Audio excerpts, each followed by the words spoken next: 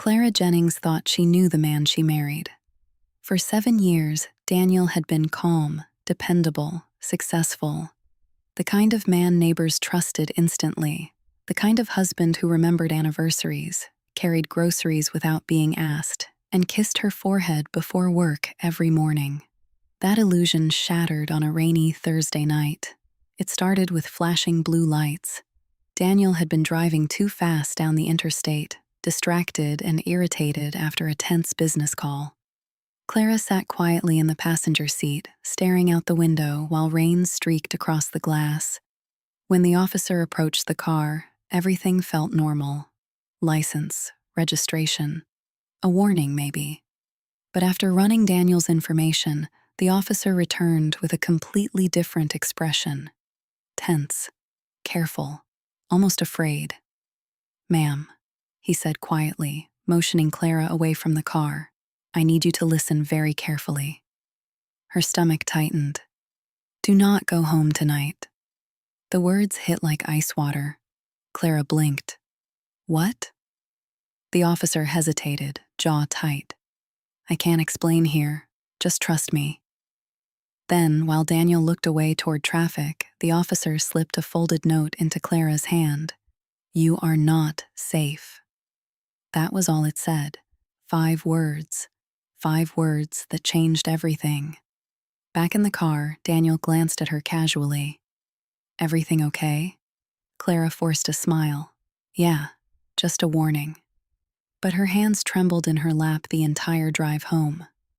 For the first time in years, sitting beside her husband felt unfamiliar, dangerous. The house looked normal when they arrived. Warm porch lights, perfect hedges, family photos visible through the windows. But now Clara saw it differently. Not as a home, as a stage set hiding something underneath. That night, she locked herself in the bathroom and unfolded the note again. "You are not safe." The officer hadn't looked dramatic. He'd looked terrified, and somehow that was worse. Outside the door, Daniel's footsteps stopped. "You okay in there?" he asked softly. Too softly. Clara swallowed hard. "Just tired." A long silence followed before his footsteps finally disappeared down the hall. That was when Clara noticed something strange. On Daniel's phone, a hidden messaging app buried inside a folder labeled Work. Her pulse quickened. She had never seen it before. Later that night, while Daniel slept beside her, Clara carefully reached for the phone. The app required a passcode. She tried his birthday. Wrong. Their anniversary. Wrong again. Then she entered her own birthday. The screen unlocked. Her blood ran cold. The conversations weren't work-related at all. Encrypted messages, strange usernames, large transfers of money, conversations about deliveries, accounts, and keeping things quiet. And then she saw the message that made her stop breathing. "Make sure the wife stays unaware." Clara nearly dropped the phone. Her husband wasn't just hiding secrets. He was hiding an entirely different life. The next morning, Daniel poured coffee like nothing had happened. "You seem tense," he said carefully. Clara forced herself to smile. "Didn't sleep well." His eyes lingered on her, studying, searching. And suddenly Clara understood something terrifying. If the police knew about him, then Daniel probably knew people were watching him too, which meant one mistake could destroy her, or worse. By afternoon, Clara received an anonymous email. "We can help you. Meet us tonight. Come alone." Every instinct screamed not to go, but staying still suddenly felt even more dangerous. That night, Clara drove across town with shaking hands. At exactly 8 p.m., a black SUV pulled up beside her. The passenger window lowered. Inside sat the same officer from the traffic stop. "Get in," he said quietly. The drive was silent for several minutes. Then he finally spoke. "Your husband is under investigation." Clara stared at him. "No, there has to be some mistake." "There isn't." He handed her a folder. Inside were photographs, financial records, and screenshots of messages connected to Daniel. Some included her name. One sentence was highlighted in red. "If she finds out, we'll handle it." Clara's chest tightened. Everything she thought she knew about her marriage collapsed in that moment. The officer pulled the SUV beside a small apartment building. "We can protect you," he said gently. "But you need to decide tonight. Stay hidden or help us stop him." Clara stared out the window for a long time. The life she knew was already gone. She just hadn't admitted it yet. The next morning, she agreed to help. But it meant going back home. Back to Daniel. Back into the performance. For weeks, Clara lived a double life. By day, she acted like nothing was wrong. She cooked dinner, smiled at neighbors, sat beside Daniel on the couch while he talked casually about work. But secretly, she documented everything.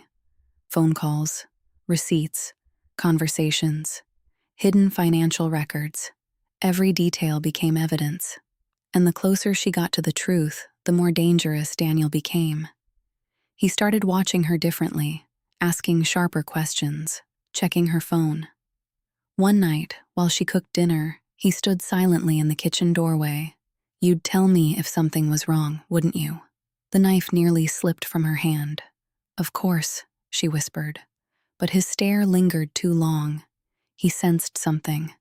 Clara knew time was running out. Then came the final discovery. A locked case hidden in the basement. Inside was a leather ledger documenting years of illegal transactions under false names and stolen identities, including hers. Clara snapped photos with trembling hands. Upstairs, floorboards creaked.